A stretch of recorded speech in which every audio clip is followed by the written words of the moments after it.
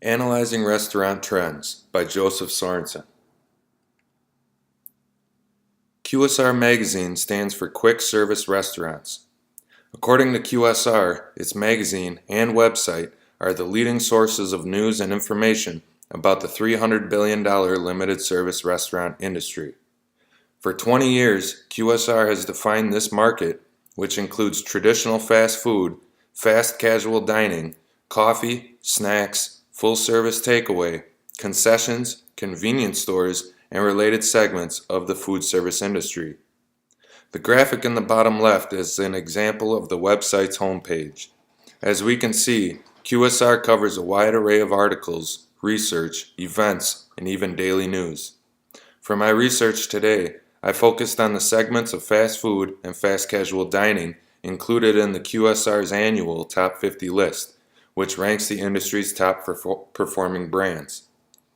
An example of part of QSR's 2016 Top 50 list is featured as the graphic in the bottom right. The following data has been compiled from these lists. Question 1. Which chains are on their way up and which are on their way down?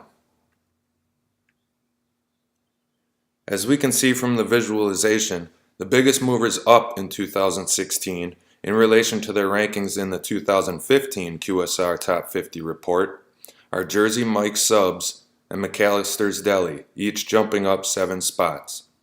Firehouse Subs moving up 4 spots, and Chipotle, Arby's, Wingstop, and Auntie Anne's each moving up 2 spots in the rankings. When it comes to fast food and fast casual dining, we've seen an increase in the popularity of eating more healthily. I feel this explains the top 3 jumpers being in the sandwich segment, in Jersey Mike's, McAllister's Deli, and Firehouse Subs. Chipotle opened 216 new stores this past year, so I believe this could be a major reason as to why they moved up a couple spots in the revenue ranks. In fact, the only chain in this visualization that closed more locations than they opened in 2016 was Arby's. But Arby's is still considered part of the sandwich segment, so it makes sense to me that 4 of the top 5 movers in 2016 could be considered healthy alternatives to greasy burgers and more unhealthy fast food offerings.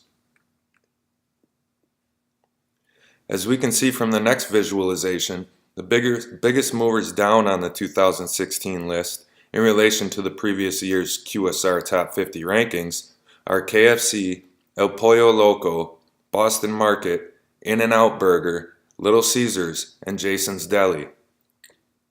KFC has been in trouble for years, averaging 161 store closures in each of the past 5 years. Aside from one restaurant in the chicken segment, Chick-fil-A, it seems as if the entire segment could be in trouble. This could be due to the astronomical success of Chick-fil-A taking more and more of the chicken segment market share each year. Struggling restaurants from the chicken segment, which also happen to be included in this visualization, are KFC, El Pollo Loco, and Boston Market. El Pollo Loco, Boston Market, In-N-Out Burger, and Jason's Deli have become rather stagnant in their new location openings during the past year. On the other hand, Little Caesars opened 212 new locations in 2016, but I believe they may need to continue to do just this to compete, much like Subway's approach. Unfortunately for Little Caesars, they cannot expect to continue to open so many stores if they continue to drop down the QSR list each year.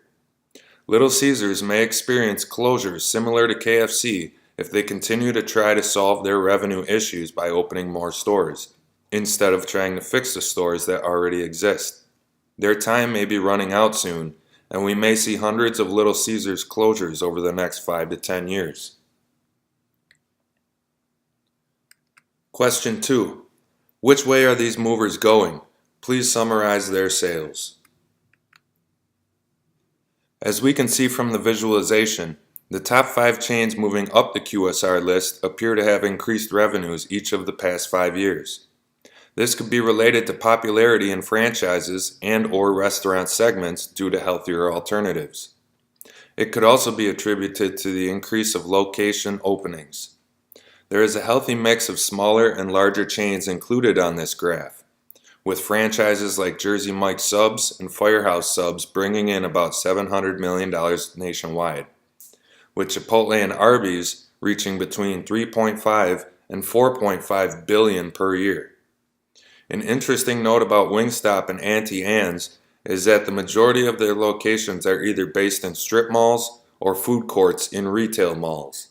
This drastically reduces the cost of location fees based on real estate, enabling these two franchises to spend less in areas that other franchises may spend more in.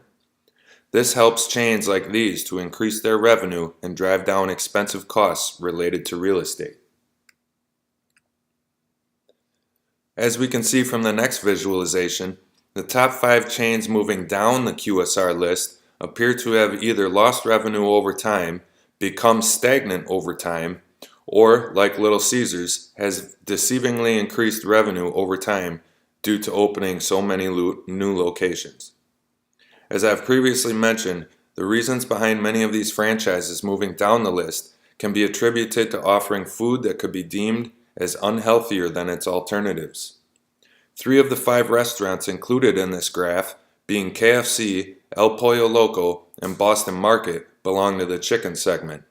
This could be due to restaurants like Chick-fil-A dominating the finite segment and pulling more sales away from its direct competitors. This could also be attributed to KFC having to close many of its stores, as I believe they were attempting Subway's approach as to continue to open as many locations as possible in order to increase system-wide sales. KFC's store closings are what I believe Little Caesars will have to do within the next 5 to 10 years. As a restaurant franchise, you simply cannot expect to solve your revenue issues by opening more and more stores. You must solve your revenue issues within your brand and current capacity before opening more stores. Otherwise, the revenue issues will only continue to exist if you don't address the problem first. When speaking of healthier alternatives and an oversaturated burger segment, I believe In-N-Out Burger is currently experiencing stagnant sales because of this. I do not believe In-N-Out Burger has a bright future on the horizon. Surprisingly, when considering healthier alternatives, Jason's Deli, belonging to the sandwich segment, made the list of top 5 franchises moving down the QSR list. I believe Jason's Deli may be faced with a make or break decision moving forward. I believe Jason's Deli's next move could either solve their problems or add to the demise of their franchise. I also felt it was necessary to show a visualization of the total U.S. system-wide sales of the QSR industry. As we can see, the American QSR industry has grown to $180 billion in 2015. This statistic proves that even though some franchises may have increased sales each year, these same franchises can also end up on the list for top 5 chains moving down because the industry has grown so much. Questions 3 and 4. What trends do you see by segment, and which segments are moving and how? As I've previously mentioned, I believe people are collectively beginning to choose healthier fast food options. As we can see from the visualization, the burger segment has decreased in total franchises within the annual top 50 list over the past 5 years. This could be due to offering unhealthier options than other segments, as well as having an oversaturated market. It could also have to do with the emergence of healthier and increasingly popular segments like sandwich and snack, welcoming more chains into the list. If a segment brings more chains into the list, then more segments have to have more franchises removed from the list. This is the typical principle of cause and effect on a limited scale. As we can see, the chicken segment has remained rather strong by being ranked second in popularity and having only increased the amount of franchises on the list. In fact, chicken, sandwich, and snack are the only segments that have not lost any ground on this list over the past 5 years. This can be due to offering healthier menu options than their competitors. I believe the sandwich segment has increased because of offering healthier food. Lately, at least locally, it sure does seem as if people would rather visit a sandwich shop than a burger shop. The snack segment has risen thanks to the recent popularity of gourmet coffee. Franchises like Starbucks and Dunkin' Donuts have helped to catapult this segment into a major player in the ranks. In fact, the chicken segment had a sizable lead as the second most popular QSR segment for many years. But sandwich and snack are very close behind and could overthrow the chicken segment for second place very soon. The ethnic category has fluctuated due to hurdles such as Chipotle's E. coli crisis from 2 years ago. Ethnic still has some heavy hitters like Chipotle, Qdoba, and Panda Express, so I do not believe ethnic is in trouble per se. At least, I believe other segments are in more trouble than ethnic could be. 5 years ago, the pizza segment was one store behind chicken for second most popular food category. Unfortunately for the pizza segment, those days are long gone, as they are now the second least popular segment on QSR's top 50 list. I believe this is due to offering unhealthy food and market saturation. I believe the pizza segment is going to dwindle down even further over the next few years. Finally, having only one franchise on the list, the seafood segment is close to obscurity and insignificance. When people are in the mood for seafood, they don't usually think of a fast food chain. Most times, seafood is a delicate choice that requires quality and time to prepare such a quality meal. I believe that people don't want fast food seafood. This is how come I believe that as soon as next year, seafood will be removed from QSR's top 50 list. This opening of one space from QSR's top 50 list may provide sandwich or snack the ability to finally tie chicken as the second most popular segment. Only time will tell, and we will have to wait and see. Question 5. What seems to be a deciding factor for success or failure of a chain? I believe there are many reasons why a franchise could be considered a failure or a success, including food segment, menu options, brand recognition, amount of locations, employees, management, and other non-measurable factors. On the other hand, what I feel are the deciding factors are those that are measurable, like average sales per unit and amount of new units each year. In other words, is the franchise expanding or contracting in its locations? Is the franchise making good money per location or barely any at all? Given that I believe these are the two measurable deciding factors in the success or failure of a franchise, I have chosen to include these 4 visualizations in this slide. Of these 2 deciding factors, I believe the main component is the average sales per unit.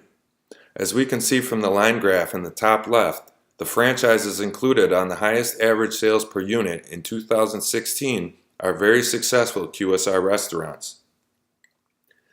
As we can see from the graph on the top right, the franchises included on the lowest average sales per unit in 2016 are restaurants that are in need of help. You may see Subway and think that I'm wrong, but I believe Subway is in trouble too.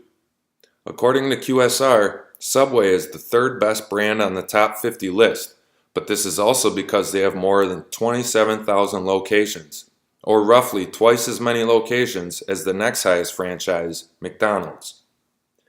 Subway has over 9 times the amount of locations than the industry average, and I feel this is a direct reason why Subway is ranked so high on the top 50 list.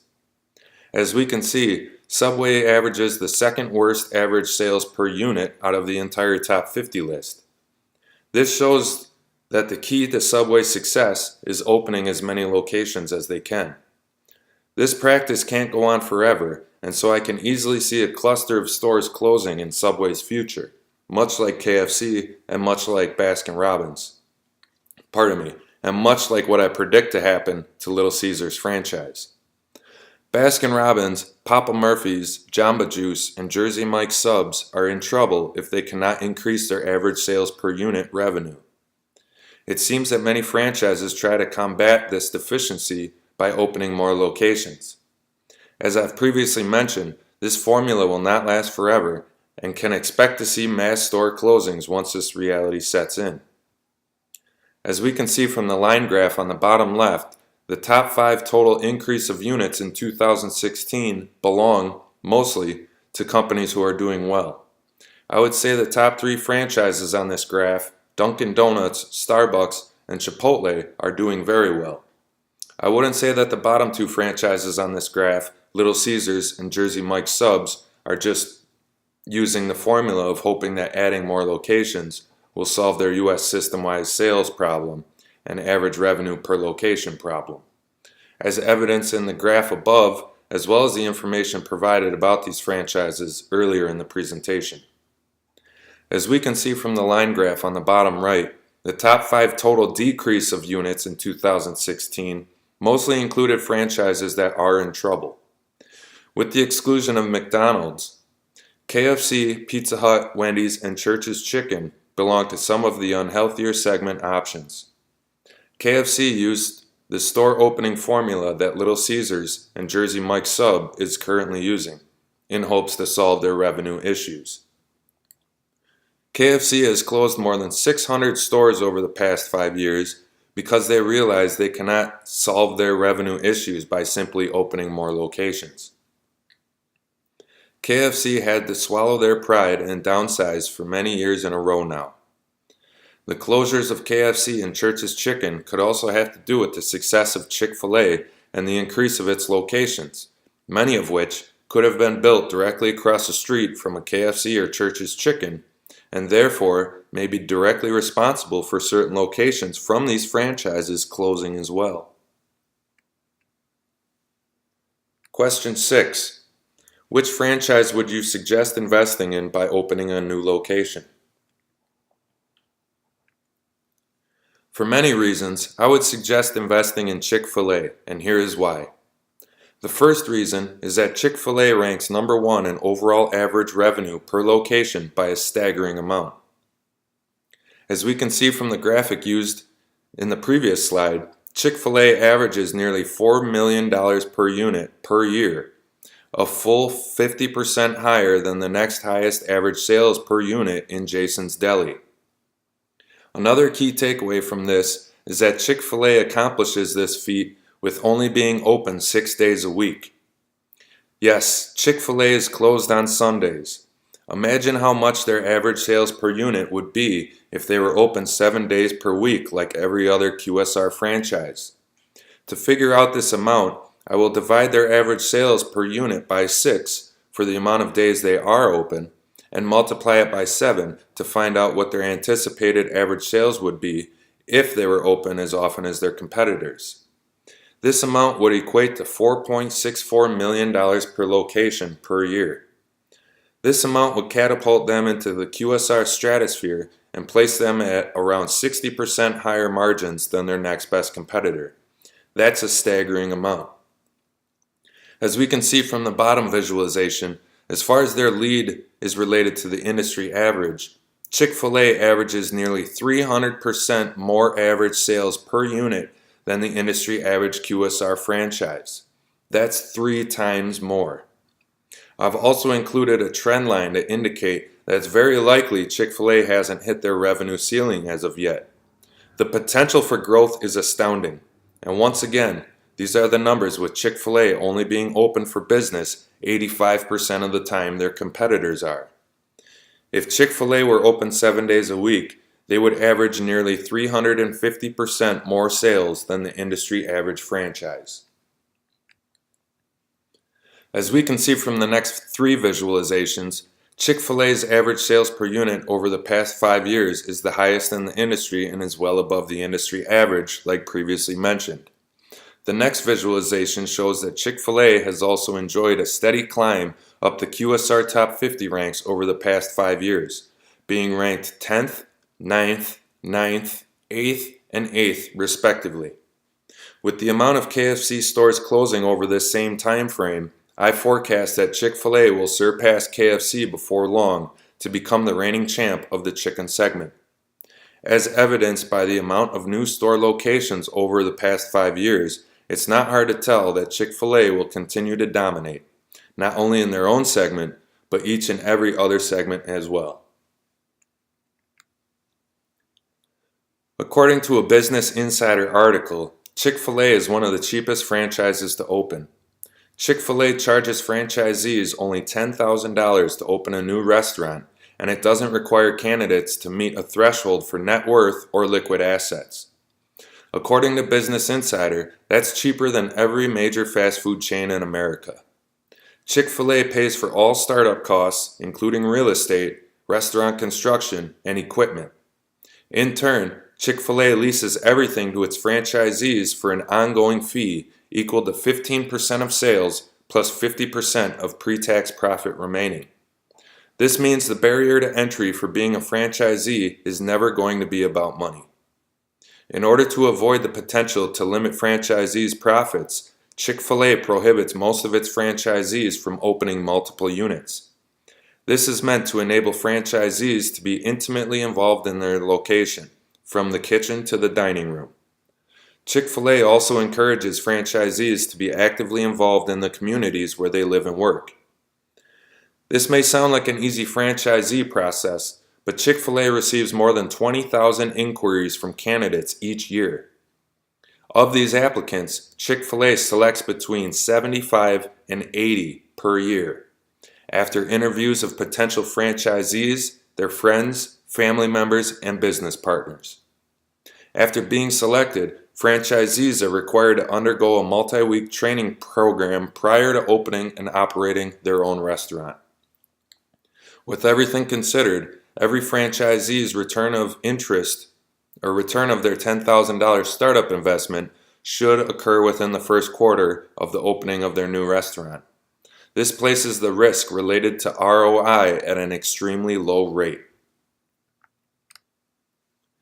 As far as the market saturation is concerned, as we can see from this included visualization, there are currently only 3 Chick-fil-A locations in the greater Milwaukee, Wisconsin area, being Greendale to the south, West Allis in the middle, and Brookfield to the north.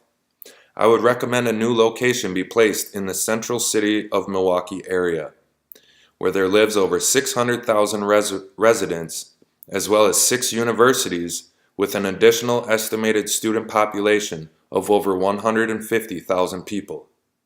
I believe placing a new Chick-fil-A restaurant within this location will guarantee immediate and ongoing success. As far as weather is concerned, Milwaukee, Wisconsin doesn't see anything that would routinely prevent the restaurant from normal operations. Aside from rain and snow, Milwaukee doesn't experience many other weather concerns on a typical basis, and rain and snow will not force the restaurant to close its doors. As we can see from the included visualizations, Milwaukee averages about 3 inches of rain per month, with a total of around 34 inches per year. We can also see that Milwaukee averages around 8 inches of snow each month from November to April, with a yearly average of around 47 inches.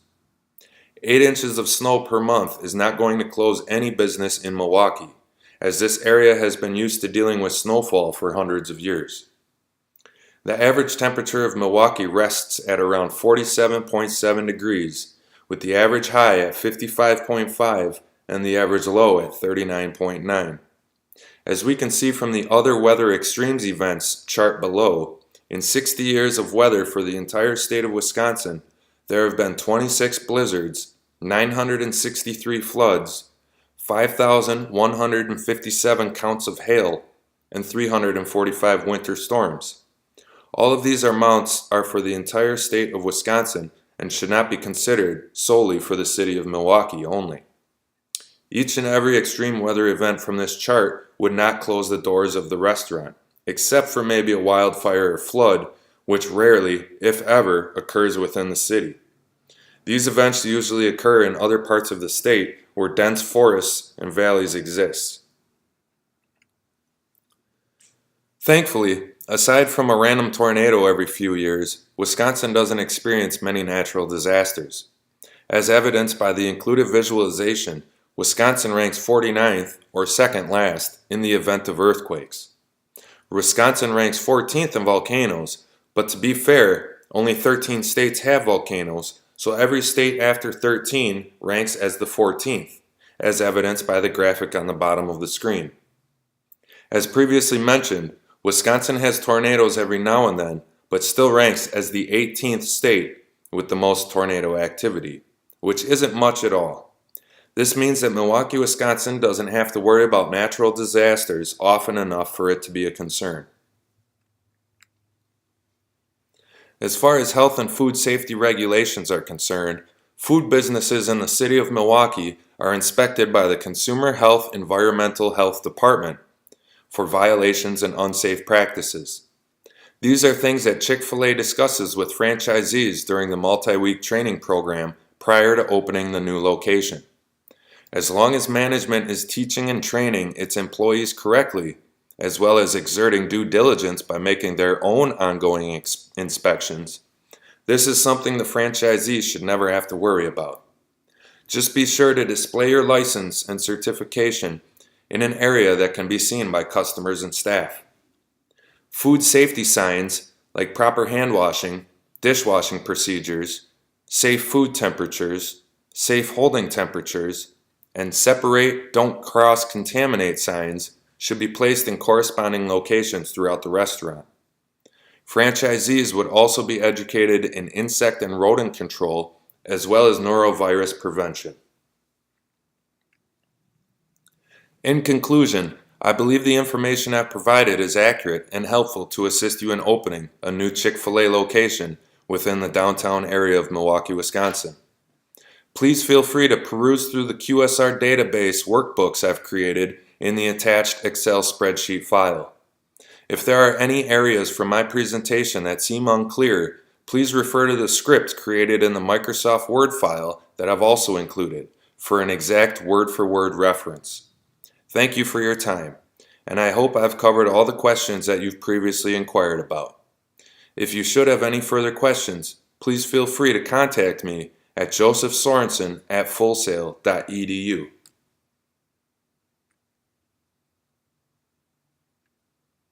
References.